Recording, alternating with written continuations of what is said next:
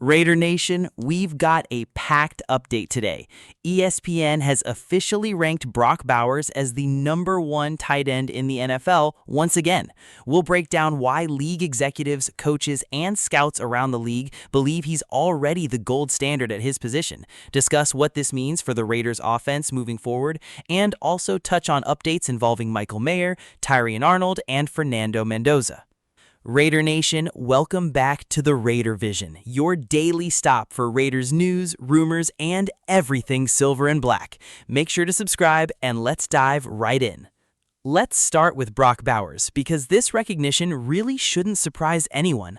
According to ESPN's Jeremy Fowler and votes from NFL executives, coaches, and scouts around the league, Brock Bowers has once again been ranked as the best tight end in football. And honestly, at just 23 years old, that's an incredible accomplishment. What's even more impressive is that he earned this recognition despite dealing with injuries and playing in an inconsistent Raiders offense last season, yet people around the league still view him as the standard at his position.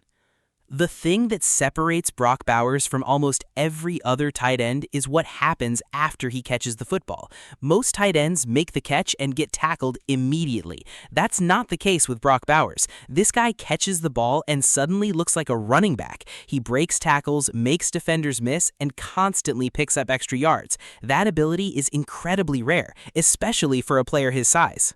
He's big, he's strong, he's explosive, and while he doesn't have the speed of a wide receiver like Tyreek Hill, he's incredibly athletic for a tight end. It's that unique combination of size, athleticism, and playmaking ability that makes him so special.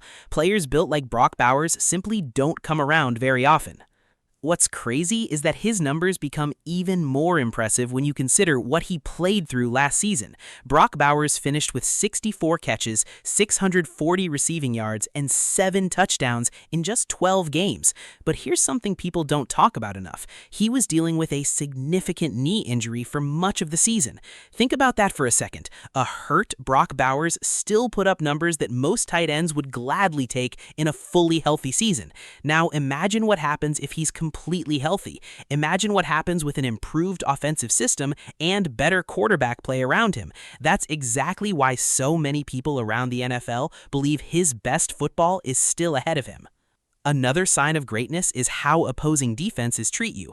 Last season, some teams even put their best defensive backs on Brock Bowers. That's not normally something you see against tight ends, but Brock Bowers isn't a normal tight end.